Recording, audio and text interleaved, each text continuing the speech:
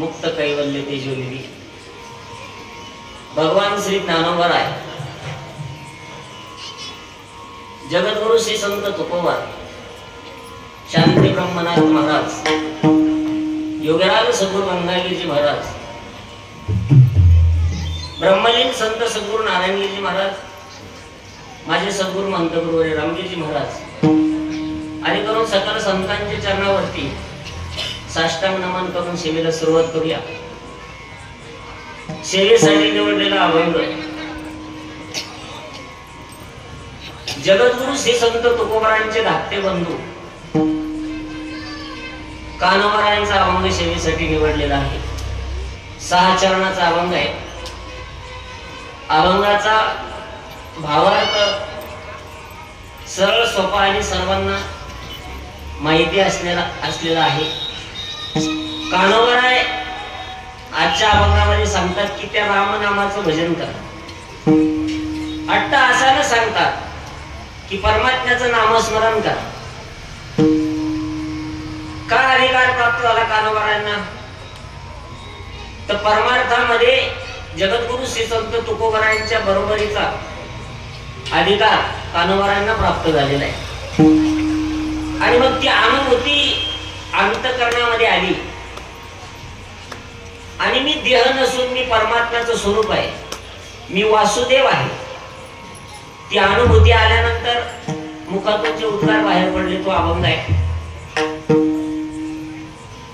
तुम्ही चित्त स्थिर ठेवून मी काय सांगतो ते ऐका। जर नाही ऐकलं तर प्रत्येकाचा काळ वाट पाहतो।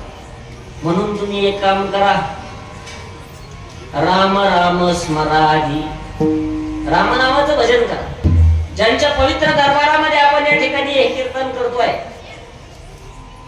एक वेळेला गावोगावी जाऊन पहा प्रभू रामचंद्राचं मंदिर नसेल, परंतु हनुमंतरायाचं मंदिर नाही असं गाव दाखव।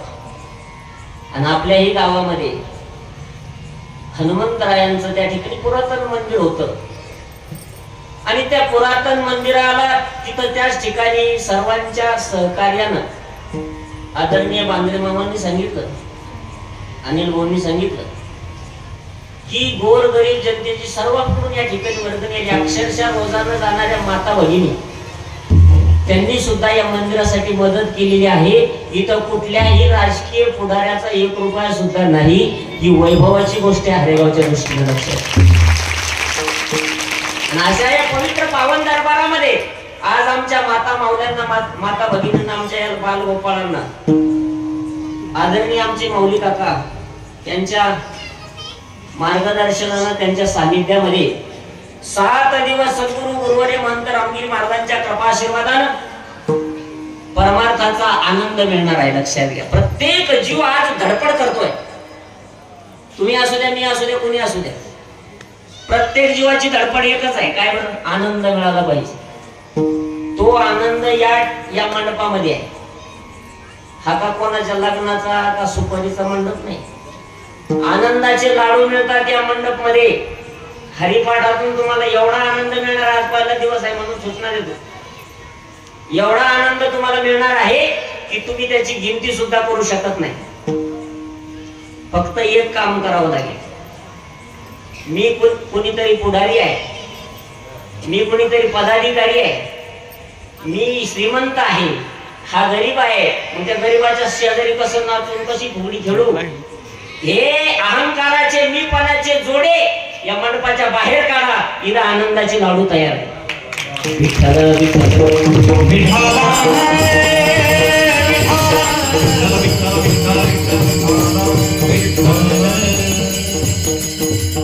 7 दिवसामध्ये आपल्याला हे दुसरं वर्ष आहे अखंड हरिनाम सप्ताहाचं.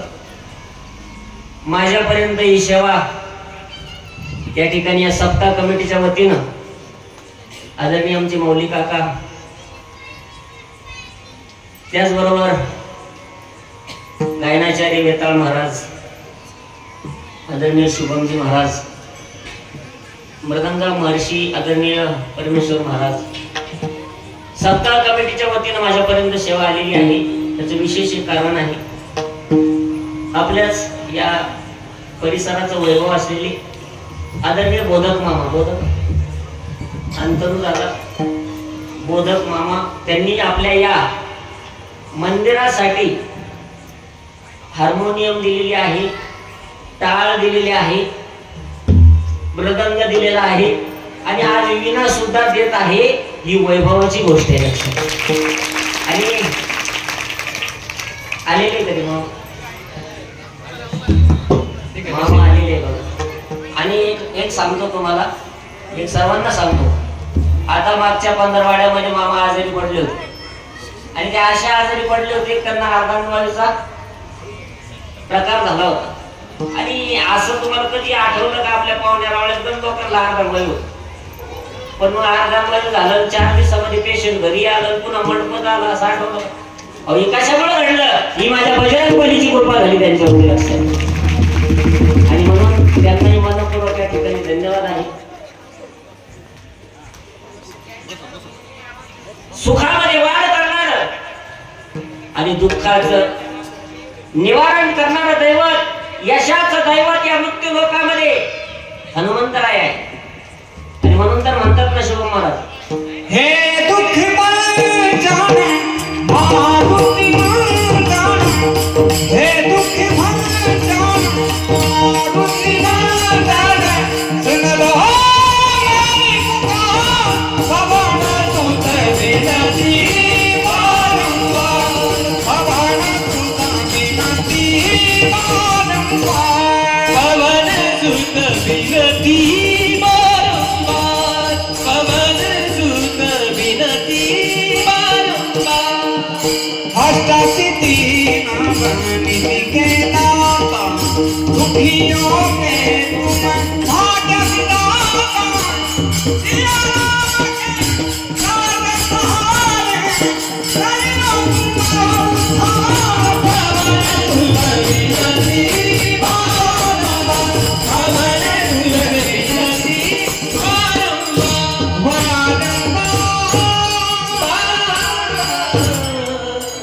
अष्टसिद्धि नवनिधि के दाता, असबर दिन जानकी माता, राम रसायन तुम्हारी पासा.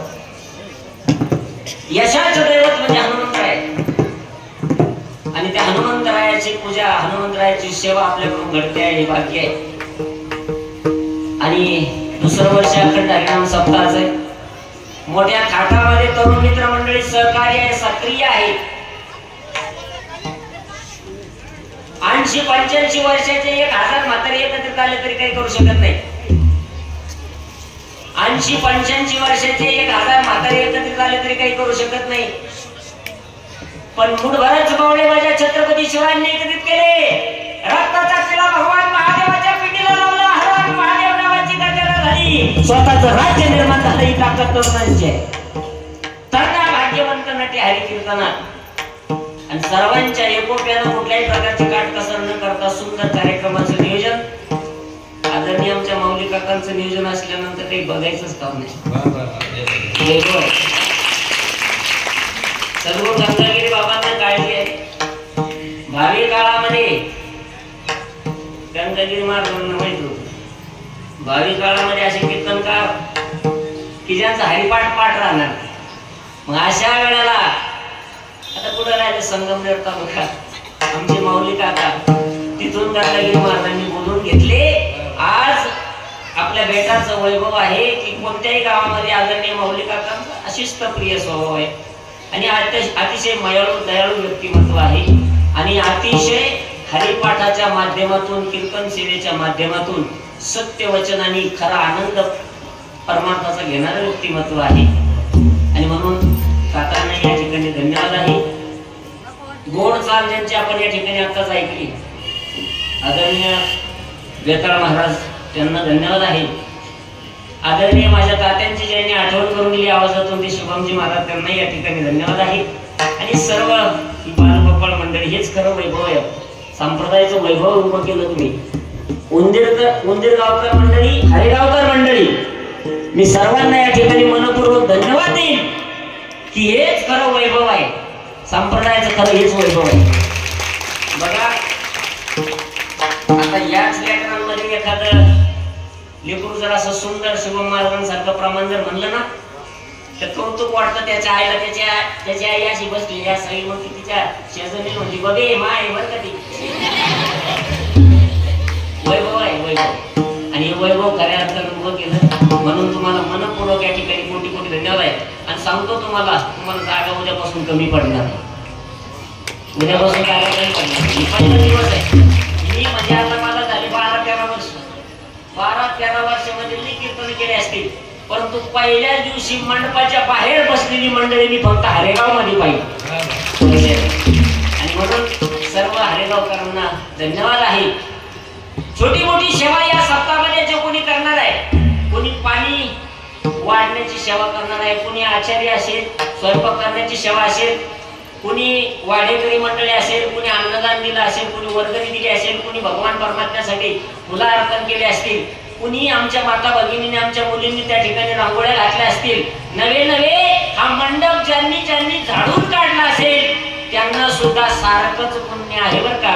जे कीर्तनकाराला आहे गायक मंडळीला आहे तेच पुण्य झाडून घेणाऱ्याला आहे. माझ्या मनाचं नाही गाता ऐकता समानाची घडी. म्हणून अखंड हरिनाम सप्ताहामध्ये आपल्या वाट्याला कसा आनंद प्राप्त होईल आपल्याला कशा पद्धतीने सेवा करता येईल याचं आपण सुंदर नियोजन करावं. आणि ते नियोजन आपल्याकडे मुळातच आहे. गोड अशी साऊंड सिस्टीम आहे. ब्राह्मणगाव राहुल दादांची साऊंड सिस्टीम गोड आहे. आणि दुसरी साऊंड सिस्टीम आमचे दत्तू पाचपेंटे या ठिकाणी उपस्थित आहे. आणि म्हणून खऱ्या अर्थानं तरुण मित्र मंडळीला सर्व आता हा व्यापारी वर्ग आहे तर सर्व दुकान आहे. व्यापाराच्या क्षेत्रामध्ये अग्रेसर असलेलं हरेगाव आहे आणि जुनं वैभव असलेलं हे गाव आहे. ज्या वेळेला भारतात खूपच कारखाना होता त्या वेळेला पहिला कारखाना मला वाटतं हाच आहे. आणि म्हणून वैभवशाली असलेलं आपलं परंपरेचं गाव आहे. आणि या गावामध्ये हनुमंतरायाच्या कृपा आशीर्वादानं सर्वांच्या सहकार्यानं घडत असलेला हा ज्ञान यज्ञ सोहळा त्यामध्ये माझ्यापर्यंत ही सेवा आलेली आहे. माझे सद्गुरू मी काही एवढा मोठा विद्वान नाही का मी तुमच्या समोर नाही बोललो आणि लगेच तुमच्या जीवनात परिवर्तन झालं बदल झाला ना सगळे होणार नाही. मी काही उपदेश करायला तुमच्या समोर उभा नाहीये. फक्त सेवके करावे सांगितले काम माझ्या सद्गुरू मंत गुरुवर्य रामगिरजी महाराज आज सनातन धर्मासाठी जे कार्य करत आहेत. तुका म्हणे माझं धाडीले निरोपा याप्रमाणे बघा ही परंपरा आलेली आहे. तुम्हाला एक माहिती आहे योगीराज सद्गुरू चांगदेव महाराज किती वर्ष जगले तुम्ही माझ्या सांग तुला काय आला बोली चांगदेव महाराज किती वर्ष झाले? 1400 वर्ष काळाला परत पाठवणारे चांगदेव महाराज योग साधला. चांगदेव महाराज थोडं ट्रबल कमी करतात, थोडं ट्रबल कमी. योग साधला चांगदेव महाराजांनी, आवाज द्या थोडासा, नीट गेन द्या. योग साधला चांगदेव महाराजांनी, परंतु तरी देखील परमार्थाचं समाधान थोडं कमी करा. नामस्मरणाचा आमच्या हरिपाठामध्ये आमच्या माऊली काकांच्या पावल्या फुगड्या भजनामध्ये जो आनंद आहे तो बघता बघता राहिले चांगदेव महाराज. मग तेच चांगदेव महाराज पुन्हा अवतारित झाले. शक्य 1736 ला या कापूसवाड गावात गोसाव्याच्या घरी जन्मले संत हे बाळ रूपात. गडा गडा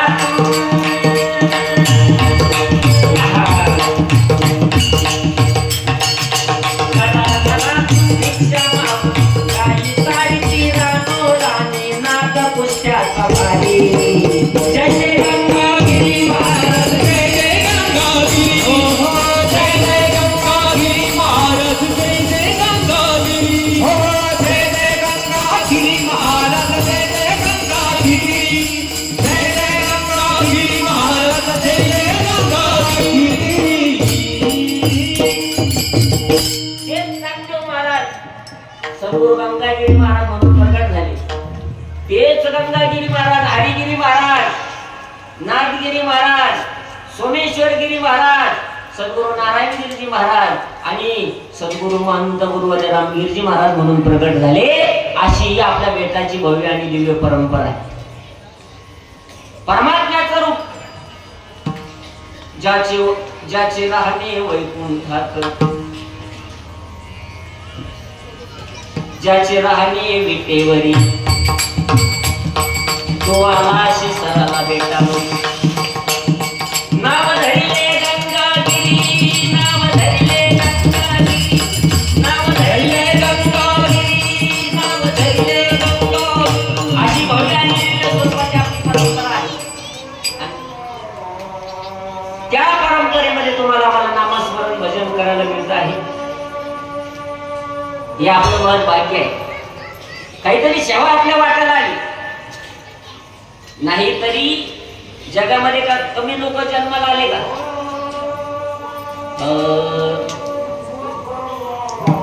नाहीतरी काय थोडी,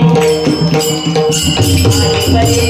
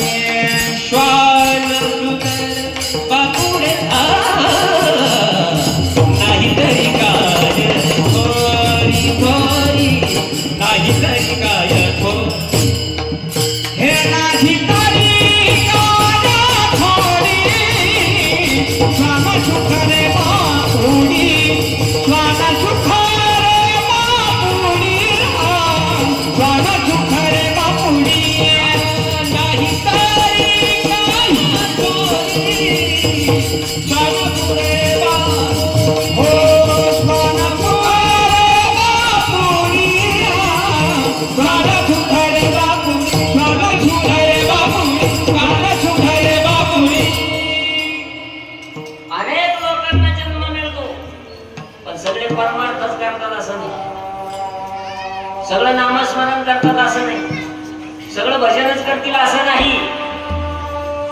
परंतु तुमचं आमचं महत् भाग्य आहे की भारताच्या पवित्र भूमीमध्ये श्रेष्ठ जन्म तुम्हाला मला माणसाचं देह मिळालं.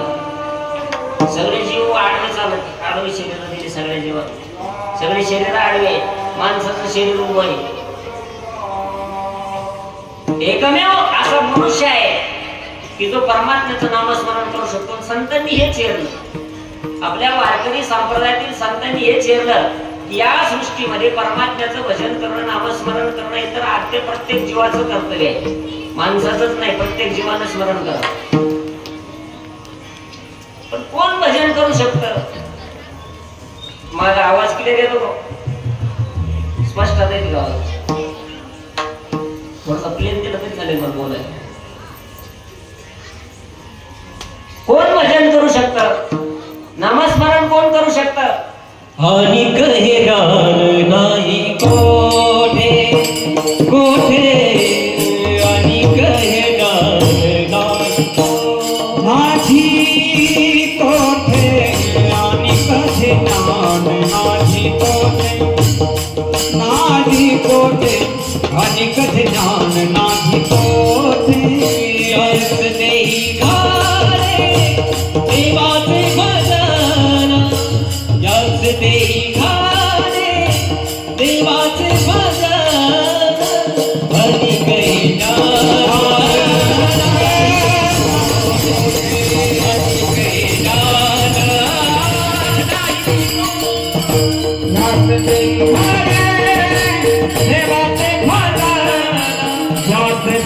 घाले देवाचे भजन भली कैला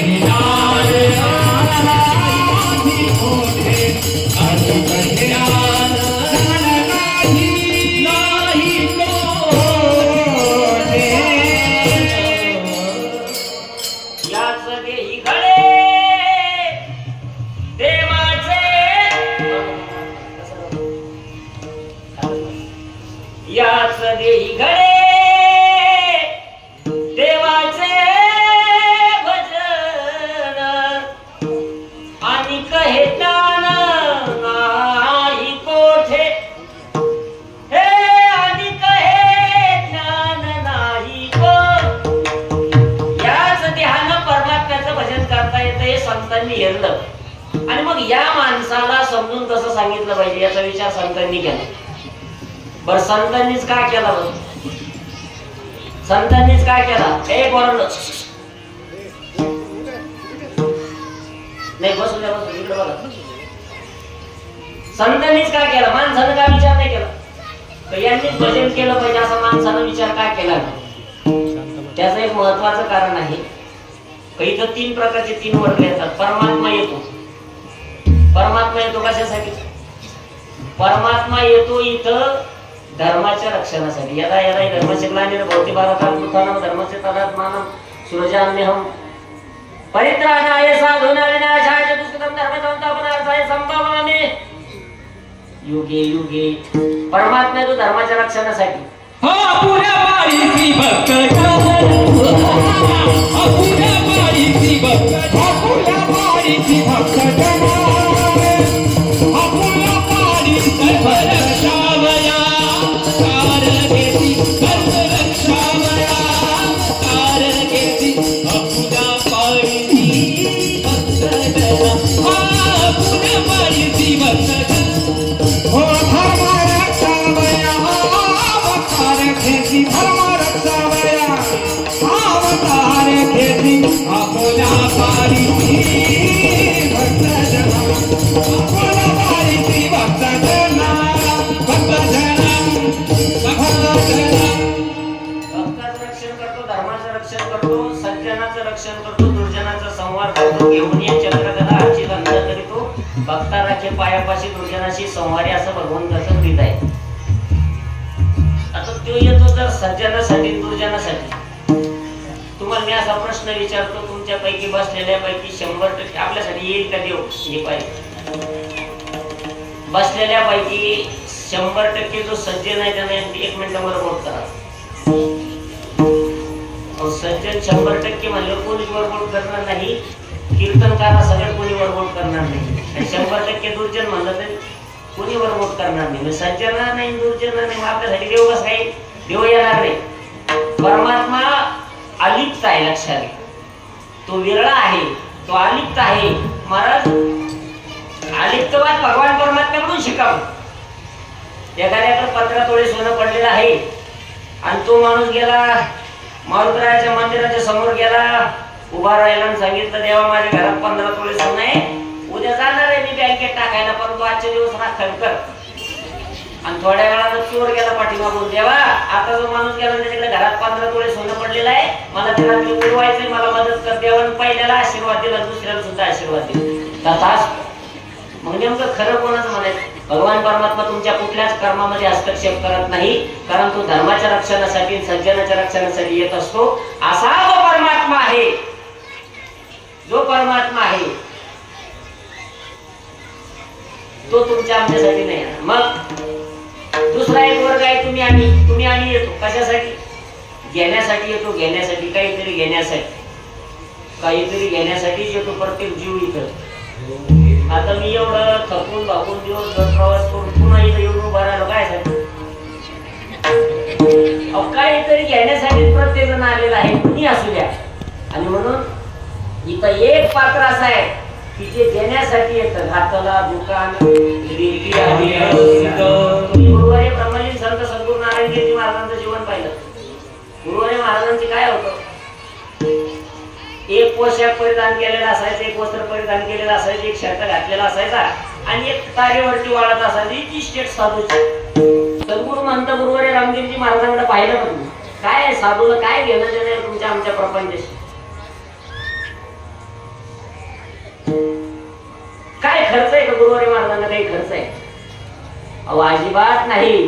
पण लक्षात या जगाच्या कल्याणात संतांच्या विभूती देह कष्टविधी परोपकार.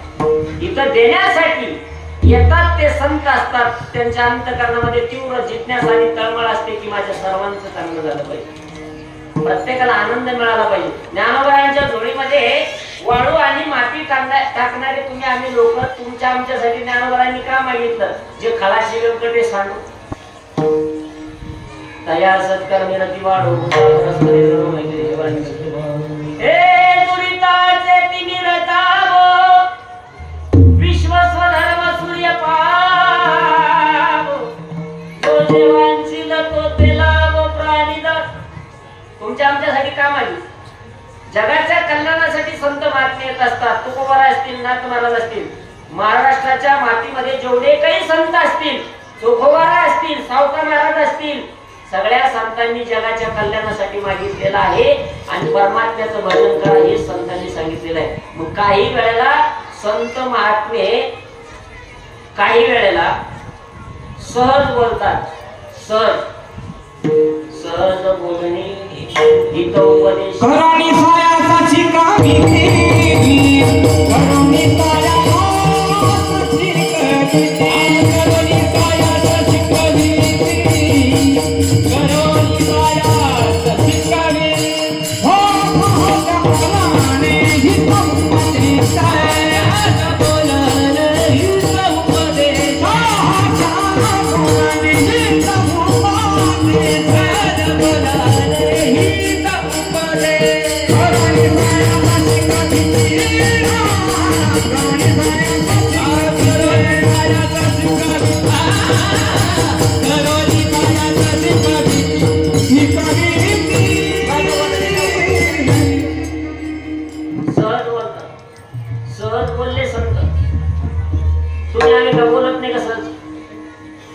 मध्ये किलबिल ऐकू येते, थोडी बोलू नका. वरण भिंतीच्या बसले बोल. सहज संत बोलतात. तुम्ही आम्ही का बोलत नाही? सहज बोलतो आपण. पण संतांच्या बोलण्यामध्ये आणि आपल्या बोलण्यामध्ये फरक आहे. आता आम्ही कवळीच्या कवळ्या बोलत होतो, पण बदल होत नाही. मी तर लय बोलत होतो, पण बदल होत नाही. का बदल होत नाही याचं कारण जरी शोधलं तर 4-5 दिवसांना एवढ्या 2 तासाचे कीर्तनाचे तुमचे 2-3 शब्द घेण्यात राहावा का राहत नाही?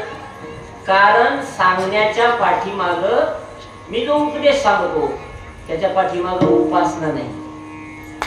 उपासना साधूच्या जीवनामध्ये उपासना आहे अगोदर, उपासना अधिक त्या ठिकाणी मग उपदेश, मग त्याच्यामध्ये परिवर्तन दिसून येत.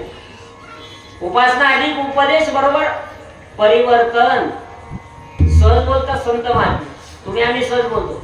बघा साधूच्या बोलण्यात निष्काम करून संत जनार्दन बाबा होते. जनार्दन बाबा माहिती बाबा बोलायचे, सहज बोलायचे. एकदा बाबाला विचारलं, बाबा पंढरपूरला गेलते का? विठ्ठल पाहिला बाबा, रखुमाई पाहिली बाबा. बाबा म्हणले मला विठ्ठल माहिती नाही, मला रखुमाई माहिती नाही, पण तो बाप विठ्ठल आहे तुझे रखुमाई एवढंच मला माहिती. सहज बोलणं साधूच. गंगागिरी महाराज त्या काळामध्ये सहज बोलले. ब्रह्मलीन संत सद्गुरू नारायणगिरीजी महाराज सहज बोलायचे. अरे राजा हो, आम्ही का डॉक्टर आहे का, डॉक्टरला दाखवा. कॅन्सरचे पेशंट, हजारो कॅन्सरचे पेशंट त्या काळामध्ये गुरुवर्य ब्रह्मलीन संत सद्गुरू नारायणगिरीजी महाराजांनी क्लिअर केले. लोक गेले का महाराज असं असं झालंय, आज आम्ही का डॉक्टर आहे का, राजा डॉक्टरला दाखवा असं म्हणायचे, रागवायचे.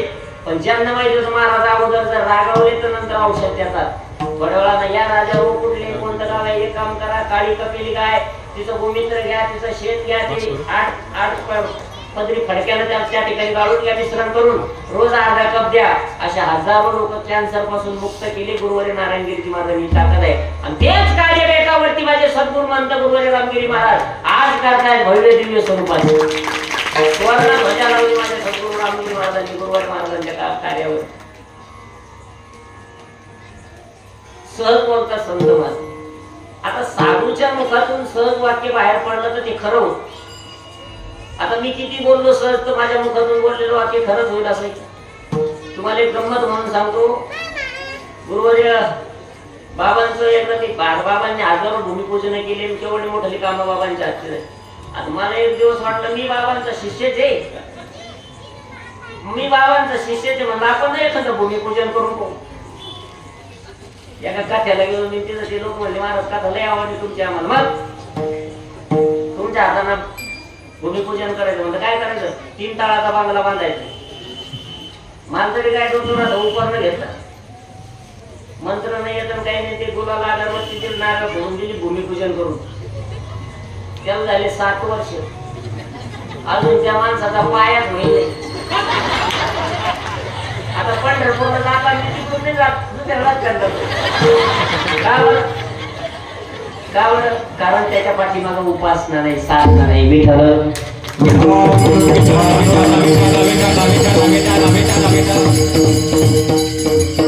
संतांच्या अंतःकरणामध्ये तीव्र तळमळ आहे. एक मला तुम्हाला महत्वाच्या अभंगाच्या भावार्थाकडे न्यायचंय म्हणून तुम्हाला या गोष्टी सांगतोय मी.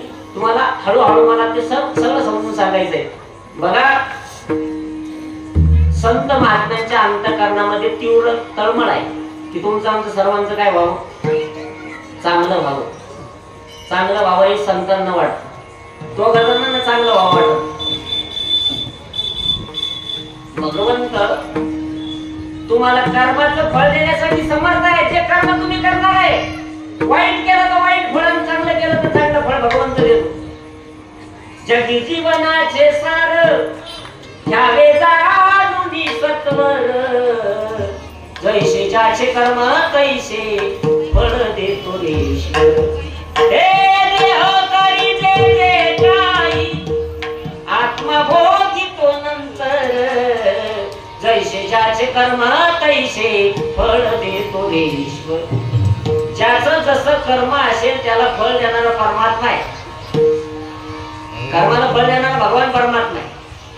पण तुमचं आमचं हित करणारे 2 पात्र आहे. कोणते? पहिलं पात्र आहे आई वडिलाचं. माझ्या दादाचं चांगलं व्हावं, माझ्या दादाचं चांगलं व्हावं, माझ्या दादाचं चांगलं व्हावं. हे कोणाला वाटत? आईला वाटत का गावातल्या लोकांना वाटत? गावातल्या लोकांचं तर गावाकडे काम आहे. आमच्या तिथे एकदा पोट दुखायला डॉक्टर काय डॉक्टर म्हणजे पोट कधीपासून दुखत आहे म्हणजे शेजाऱ्याच्या चॅक्टरची पूजा झाल्यापासून. ही शाळा झाली नाही सॉल्व झाली नसते, कोणाला काही सहन होत नाही. मग माझ्या दादाचं चांगलं व्हावं हे फक्त आई वडिलांना वाटत असत. म्हणून ते हित करणारं पहिलं पात्र. दुसरं पात्र आहे ते म्हणजे साधू संत. साधू संतांनाच वाटतं की तुम्ही आम्ही या मायेच्या मोहामधून, या मायेच्या जाळ्यामधून बाहेर पडावं आणि खऱ्या स्वरूपाची अनुभूती आपल्याला यावी ही तीव्र इच्छा.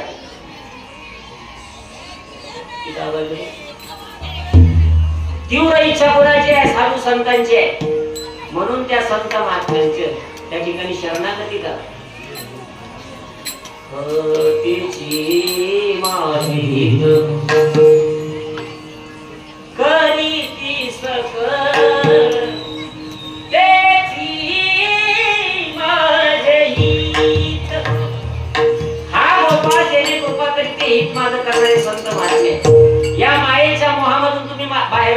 माया कशी बडबड करून तिकडचे वरचे पोरं खाली आवडते, मंदिराच्या समोरचे पोरं खाली आले.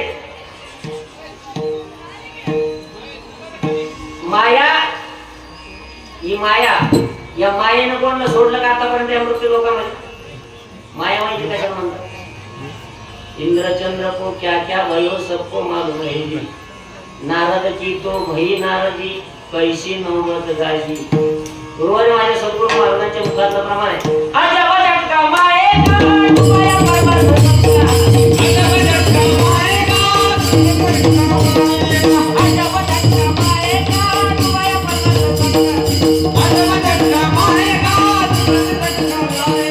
इंद्रचंद्र को क्या क्या भयो सबको मालूम है, इंद्रचंद्र को क्या क्या भयो सबको मालूम है. नारद की तो भई नारदी, नारद की तो भई नारद कैसी नौबत गाजी. अजब झटका मायेगा अजब झटका मायेगा अजब झटका मायेगा अजब झटका मायेगा. अशा पावल्या येऊन जर खेळत असेल, यांची खरंच आई बसलेली असेल तर किती कौतुक वाटेल. यांच्यासाठी जोरदार कार्यवाही आहे. आज आपल्या परिसरात आपल्या बेटामध्ये सुद्धा आता 110 मुलं आपल्या गुरुकुलामध्ये बेटामध्ये आहे. सद्गुरू महाराजांचं सानिध्य त्यांना रोज मिळत आहे. सुद्धा ही सुद्धा वैभव उभं केला. पण सर्वांना धन्यवाद आहे. माया कशाला म्हणतात? इंद्रा चंद्राला जिनं फजिती केली ती माया आहे. त्या मायेमधून तुम्ही आम्ही सर्वांनी तरुण जावं हे परमात्म्याला वाटतं, संतांना वाटतं. आता ही माया कशी आहे बघा, एकाच वेळेला एखाद्या वेळेला डबल भावना प्रगट करते. आमच्या तिकडे एक म्हातारी गेली, आमच्या तिकडे एक म्हातारी गेली. म्हातारी आमच्या तिकडची म्हणजे आमच्या तिकडच्या जाऊ द्या, इकडच्या राहू द्या. म्हातारी गेली. त्या म्हातारी शेजारी एक तिकडून रडते. कोण?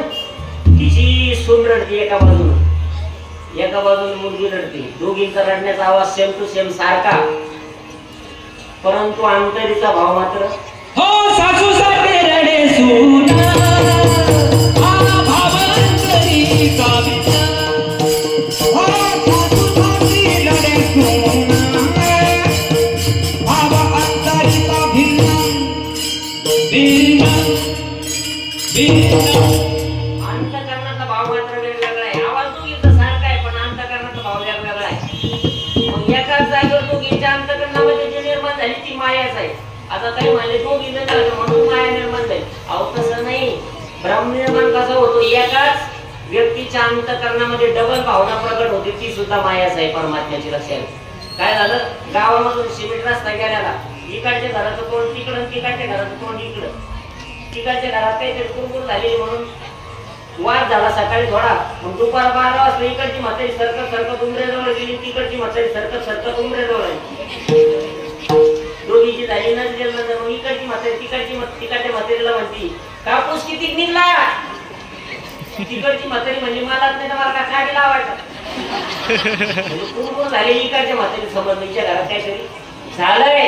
आणि मग इकडची म्हातारीनं बोलण्याचा फॉर्म्युला बदलला. इकडची म्हातारी म्हणली तुझ्या गंगीचं काय चाललं? तिकडची म्हातारी म्हणली माझ्या गंगीचं सोनं झालं. म्हणजे काय झालं? म्हणजे पावना शब्दाच्या बाहेर नाही. माझ्या गंगीचं काय झालं? सोनं झालं. पावना शब्दाच्या बाहेर नाही. थोड्या वेळाने इकडच्या म्हातारी पुन्हा विचारलं तुझ्या पोराचं काय झालं? नाव नको घेऊ त्या मेल्याचं, तो बैल झाला. म्हणजे काय करतो तू? बायकोचं ऐकतो. समजलं तुम्हाला? आता मी बायकोचं ऐकतो, तिचं जावं कोणच ऐकतो. आता एकाच माणसाच्या अंतकरणामध्ये डबल भावना प्रगट कशी झाली? हिलाच माया म्हणतात. ही माया मायेनं थोडा थोडा नागविले, दरोनी शिवली सहित बुडविले. त्या मायेचा त्या ठिकाणी त्या मायेमधून तरुण जाणं अवघड आहे. माझ्या प्रत्येक जीवानं तरुण जावं ही साधू संतांची अपेक्षा आहे. मायेच्या पलीकडे नेणारं तत्व कोणतं आहे? मायेच्या पलीकडे नेणारं तत्व परमात्मा आहे. त्या परमात्म्याचं स्मरण करावं हे सर्वांना सगळं संतांना वाटतं. म्हणून संतांनी वेगवेगळ्या त्या ठिकाणी कोणाला बघा नाथ महाराजांनी काही वेळेला भावना म्हणून समजून सांगितलं. काही वेळेला सहज बोलतात संत महात्मे. हरी हरी तुम्ही म्हणाले सका. हरी हरी तुम्ही म्हणाले, हरी हरी तुम्ही म्हणाले सका. हरी हरी तुम्ही म्हणाले सका. तेरे माया जाळ तुझं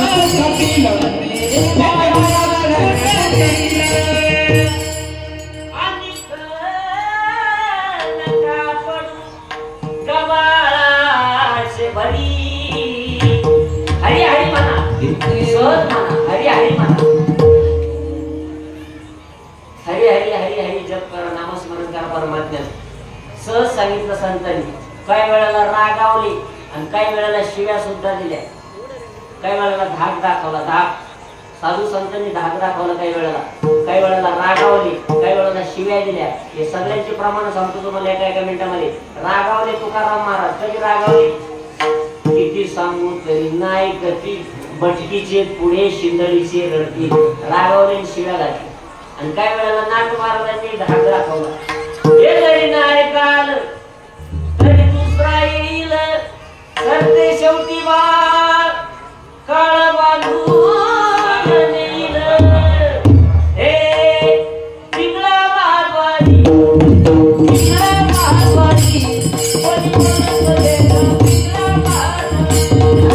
पिंगळा महाद्वारी, कोणी म्हणत देखा पिंगळा महाद्वारी. हे जरी नाही काल तरी दुसरा येईल, हे जरी नाही काल, हे जरी नाही काल तरी दुसरा येईल, हे जरी नाही काल. सरते शेवटी बा काळ बांधून येईल, सरते शेवटी बा, हो सरते शेवटी बा काळ बांधून येईल, सरते शेवटी बा. आय गणनाथ हरी आमचे काय मानाईन, हे गणनाथ हरी आमचे काय मानाईन, हे गणनाथ हरी आमचे काय मानाईन, हे गणनाथ हरी आमचे काय मानाईन.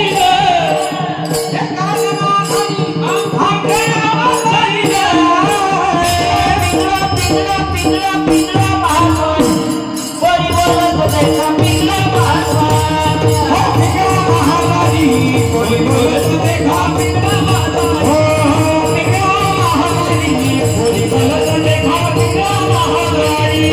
पिंगळा महाद्वारी, कोणी बोलत देखा पिंगळा महाद्वारी.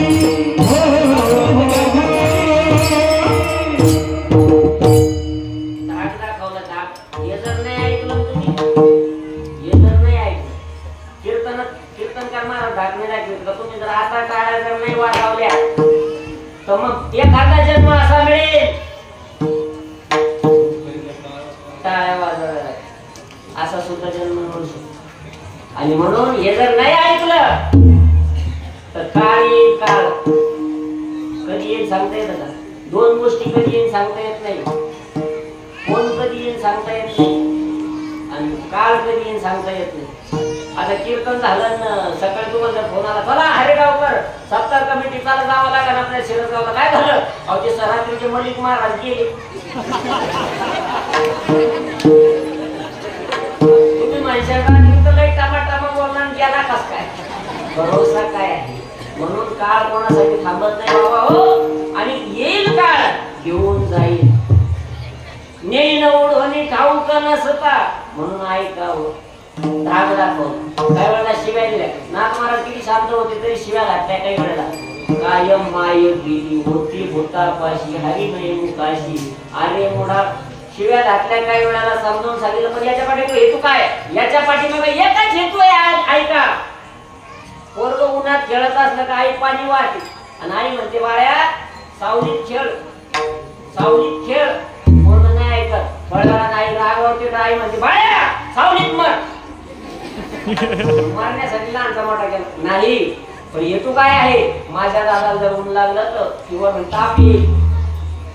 आईचा अंतकरण मयाळलंय, दयाळू. हो ऐसी कळवळाची गाती, ऐसी कळवळाची गाती, ऐसी कळवळाची गाती, ऐसी कळवळाची गाती. करीला भावी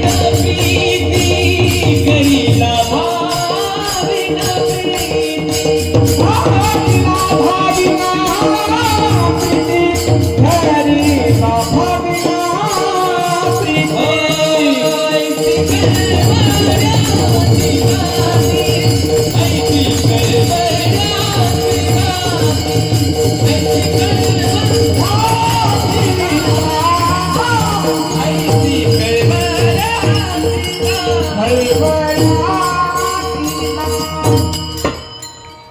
आईशी कळवण्याची जाती करीला भावीन प्रीती जगाच्या पटवर आईसारखा प्रेम करू शकत तुम्ही. तरुण मंडळी, तुम्ही जर एखाद्या वेळेला सकाळी गेली खळ्यातून गेली, घरून गेली, रामपूरला गेली, तुम्हाला संध्याकाळी झाली 5 वाजले तुम्ही घरी यायला, तुमच्या खळ्यामध्ये किंवा वाट्यावरती अंगणामध्ये असा हात करून वाट पाहणारी कोण मंडळी? असा हात नाही करी, असा करीन पुढे गेला सकाळपासून असा हात करून पाहणार जे मात्र आहे तिचं नाव आई आहे. किती प्रेम करते आपल्या अपत्यावरती. एकच उदाहरण सांगतो बघा. दवाखान्यात आपण संकट समोर आला, डॉक्टर घाईने बाहेर आले, पाटील अवघड झालं. काय झालं? एकच करू शकतो, मुलगा जगायचा असेल तुमच्या मंडळी मारावं लागतं, आणि तुमची मंडळी जगायची असेल तर मुलाचे तुकडे करून काढावे लागते. काय करू सांगा? त्यावेळेला पाटलांना आले, तिला एक काम करा, मुलगा मेला तरी चालेल पण आमच्या मंडळी जगवा. हे डॉक्टर ज्यावेळेला त्या बाईकडे गेले, त्या आईकडे गेले, आई ताई तू माझ्या बहिणीसारखी आहे ग, पण तुला जर जगायचं असेल तर मुलाचे तुकडे करून काढावे लागेल, आणि मुलगा जगायचा असेल तर तुला मारावं लागेल. काय करू सांग? त्यावेळेला सांगते, बहिणीचं नातं लावलं ना डॉक्टर साहेब, मग एक काम करा, अहो मी मेले तरी चालेल पण माझ्या कुळाचा जीवा वाचवा म्हणणारा एकमेव पात्र तिचं नाव आई आहे. कौन सी चीज है जो यहाँ नहीं मिलती, सब कुछ तो मिलता है यहाँ लेकिन माँ नहीं मिलती. म्हणून पण तरी देखील साधू संतांनी जे प्रेम आपल्यावरती केलं त्या प्रेमाची बरोबरी आईचं प्रेम करू शकत नाही. याचं एक महत्वाचं कारण सांगतो. एवढंच कारण जरी समजलं तुम्हाला कीर्तनातलं तर माझं कीर्तन सफल झालं. आई एवढं प्रेम करते महाराजांचं म्हणता साधू संतांनी केलेलं प्रेम ते त्याच्यापेक्षा मोठं आहे. याचं कारण काय? याचं कारण एकच आहे, आई आहे. नाही बघा, तुम्हाला गायीचं उदाहरण दिलं तुकोबारांनी. तुकोबाराय सांगतात की गाय व्याली, अनाव झाल्यानं तिचं वासरू मेलं तर जुने लोक त्या कातड्यामध्ये भुसा भरून त्याचा काय तयार करत होते? भोत तयार करायचे, वासराच्या आकाराचं दिसायचे. गायीला पाना सोडण्यासाठी ते वासरू, ते नकली वासरू समोर ठेवलं की गाय पाना सोडायची.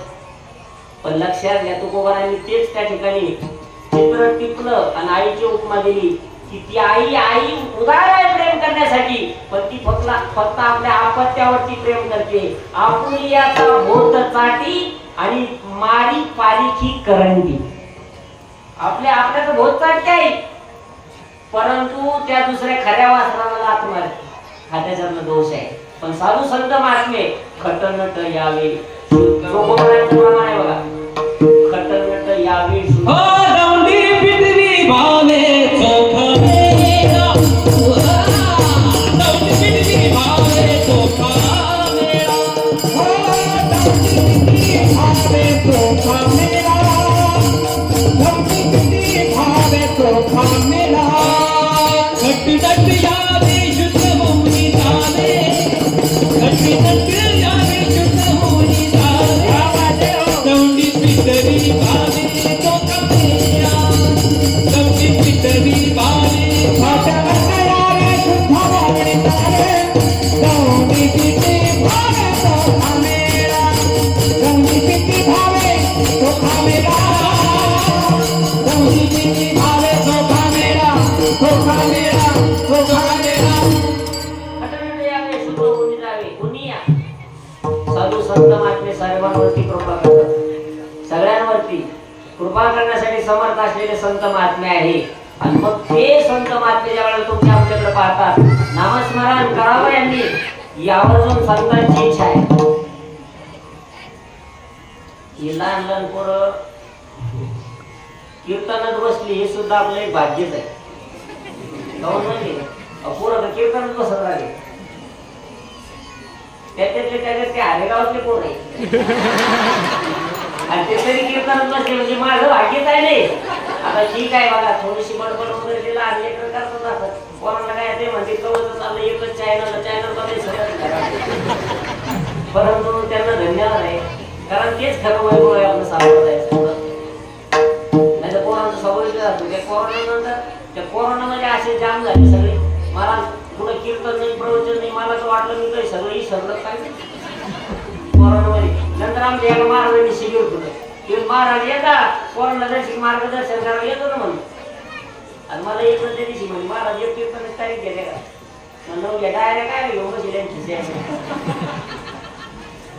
त्याला शिबिराला बोलवून मला गेलो मग आम्ही. लहान लेकरं गेली पोरं, आणि लहान लेकरांचं मला आवड वाटते. लहान लेकरांचं बोलत स्वभाव त्यांचं पाहिल्यानंतर मन कसं होते, ब्रह्माचं स्वरूप आहे.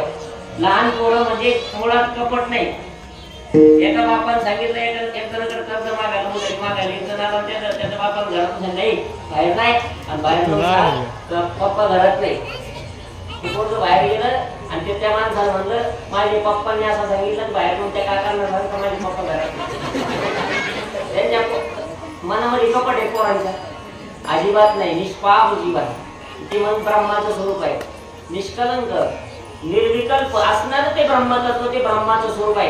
नाही लहान लेकरांना पाहिलं माझ्या शिबिरात आनंद झाला. आनंद झाल्यानंतर असं आम्ही मग ते झाडाखाली बसायचो, काका जेवायला आम्ही असं बसलो का, असं एकत्र बसलो की मग ते एका पोरानं पोळी आणली. तर म्हणलं लय भारी पोळी आणली, देतो काय मला देऊन खा मारा. म्हणलं पण तो मम्मीने जर विचारलं कोणी खाली काय सांगितलं, तुम्ही सांगा कुत्र्यानं खाल्ली.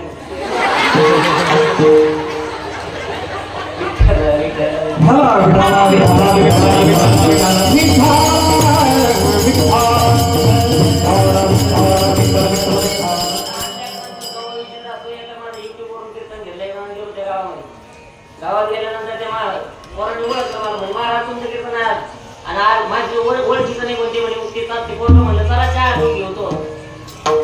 रस्त्याने जाताना त्याला सहज विचारलं म्हणलं किती ते रेट म्हणजे नवी देऊ म्हणलं वाटत नाही ते मग मोजून बा. गेलो घरी मला विचार तिथं बोलायला, गेलो घरामध्ये गेलो त्याच्या घरात त्याच्यामुळे लग्न लावून गेले शरीर. आणि तेवढ्यामध्ये ते पोराच्या जीवर आला, मग दूध करायचं गरम करायचं.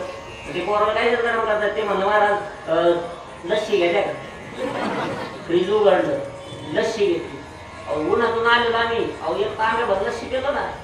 लस्सी प्यायल्यानंतर म्हणलं लय भाई लस्सी आहे का देऊन घ्या महाराज. दुसरा एक तांबे दिला, तो लस्सी 2 तांबे लस्सी प्यायल्यानंतर मला शंकाही म्हणत अरे लस्सी तर लय भाजी तुमची कोणाला आवडत नाही का, तुम्ही सगळ्याला आवडते पण ते दूर पडेल असं म्हणलं. मी तो तांब्या आणला खाली, एवढ्या त्यात त्याच्या मम्मीला आवाज दिला, मम्मी महाराज आपला संडासला तांब्या फोडा. विठ्ठल विठ्ठल विठ्ठल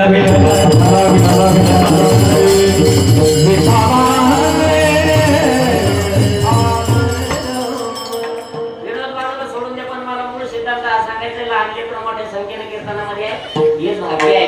सत्ता करणाऱ्याचं सत्ता कमिटीचं हे भाग्य आहे की लहान लेकरं इथं कीर्तन ऐकतात. आणि हेच बरं पुढं कोणी भागवताचार्य, कोणी रामायणाचार्य, कोणी वेदांत वाचस्पती आणि कोणी काव्य तीर्थ होणारे आहे, हेच लेखन आहे लक्षात. म्हणून सर्वांना या ठिकाणी धन्यवाद आहे. संत महात्मे ज्या वेळेला सांगतात सर्वांना सांगतात की सगळ्यांचं चांगलं हो. काही वेळेला सांगतात, काही वेळेला दाखला होतात, काही वेळेला शिव्या देऊन सुद्धा संत महात्मे सांगतात. त्याच्या पाठीमागे एकच हेतू आहे की सर्वांचं चांगलं व्हावं. मग इथं वास परमार्थ करा, नामस्मरण करा, सगळ्या संतांनी सांगितलं. गंगागिरी महाराजांना सुद्धा काय सांगितलं, लेणे को हरिनाम देणे को अन्नदान करणे को लिंगा डुबणे को अभिमान. करायचं असेल तर नम्रता, बुडायचं असेल तर अभिमान. इथं सगळ्यांना समज. रावणाकडे सोन्याची लंका होती आणि अभिमान होता. परिणाम काय झाला, तुका म्हणे ज्याची संपदा एवढी सांगा ते कवडी गेली नाही. काय गेलं रावणाबरोबर, अभिमानावर काही गेलं नाही. नामस्मरण करा, भजन करा, परमात्म्याचं चिंतन करा, सगळ्या संतांनी सांगितलं. पण सांगण्यासाठी, अधिकार प्राप्त होण्यासाठी संतांनी अगोदर परमात्मा. तर मी सांगायचं साखर गोड आहे, साखर गोड आहे, साखर गोड आहे. तुम्ही जर मला दोघं तिघं विचारलं महाराज तुम्ही खाल्ली का, मी म्हणा मी खाल्लीच नाही. तुम्ही माझ्या वय बघा मोकळी बादली घेतली मी, मोकळी. कढी घ्या कढी, भात घ्या भात, कढी घ्या कढी, भात घ्या भात. म्हणजे वाट थांबा थांबा थांबा मी घेऊन येतो उंदीर गावून. चालेल का सर? बोलाची कढी बोलाचा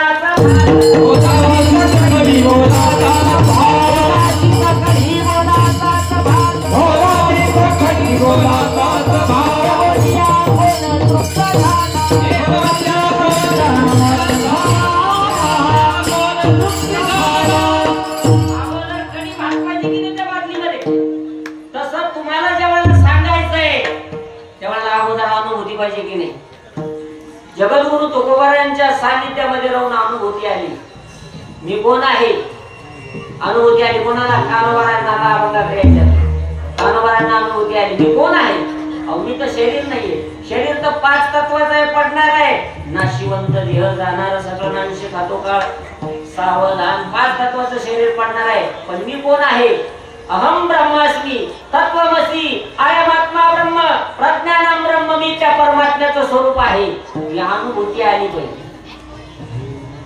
संतांना अनुभव आला. अनुभवाला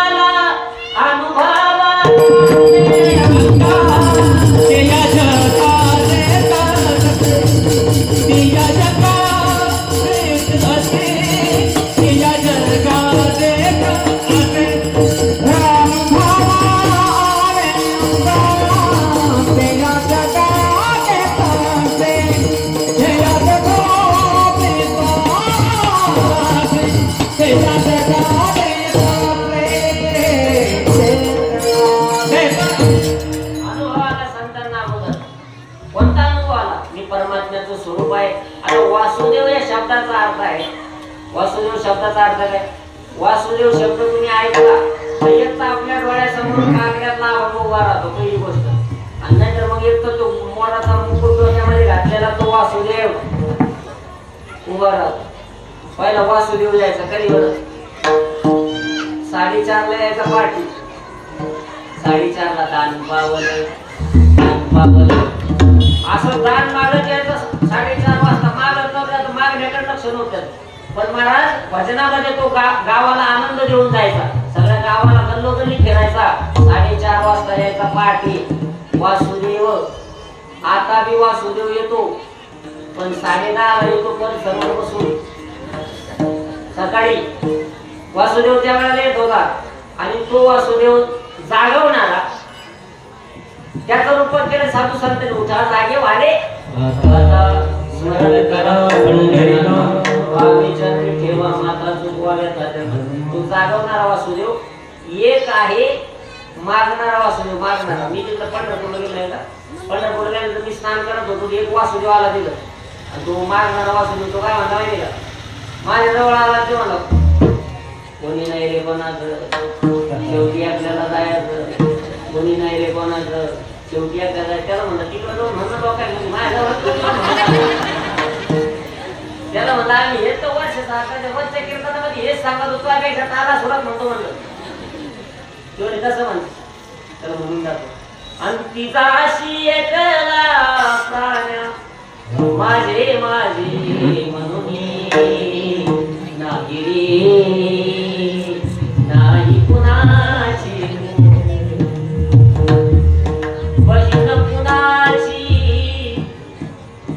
भाऊ कुणाचा कोण कुणाचे सगळे सोय रे मेऱ्या पाठी सर्व राहिले तुटतील धागे दोरे. प्राण्या मायेचा बाजार प्राण्या मायेचा बाजार नाही रे नाही कुणाची. एवढं म्हणून टाकलं. एवढं म्हणून टाकलं. त्याला काय पाहिजे होतं? तू गेला चक्कर मारून पुन्हा आला माझ्याकडे आला. मला म्हणला कोणी नाही रे कोणाचं एकटा जायचं. कोणी नाही रे माझं गेलं डोकं सरकून. त्याला म्हणलं कोणी नाही रे कोणाचं शेवटी एकटा जायचं. आणि एक 15 पायल्याचं गाण्याचं थोडं कोणता नाही. यो मागणारा वासुदेव, एक जागवणारा वासुदेव, एक मागणारा वासुदेव आणि एक अनुभूतीतून आलेला वासुदेव आहे. मी वासुदेव तत्वाचा कळो येईल विचारिता. मी वासुदेवाचा स्वरूप आहे. एक आस्तिकाचा वासुदेव, एक नास्तिकाचा वासुदेव. आस्तिकाचा वासुदेव, एक नास्तिकाचा वासुदेव कोणता? जे लोक फक्त पैशावर प्रेम करतात. पैसे तेरे 3 नामन परशा परशु परसराम. पैशावर प्रेम करणारे, माणसावर प्रेम करणारे, पैशावर प्रेम करणारा एक वर्ग आहे. पैसा असला की आपल्याकडे काहीच कमी नाही असं वाटणारा एक वर्ग आहे. आणि त्यांचा एक वासुदेव कोणता? वासुदेवाची ऐका वाणी जगात नाही राम रे. काम करी काम रे काम करी काम करी काम रे काम करी काम हे वासुदेवाची ऐका पाणी वासुदेवाची ऐका पाणी जगात नाही दारे काम करी दामरे काम करी दामरे काम करी दामरे काम करी दामरे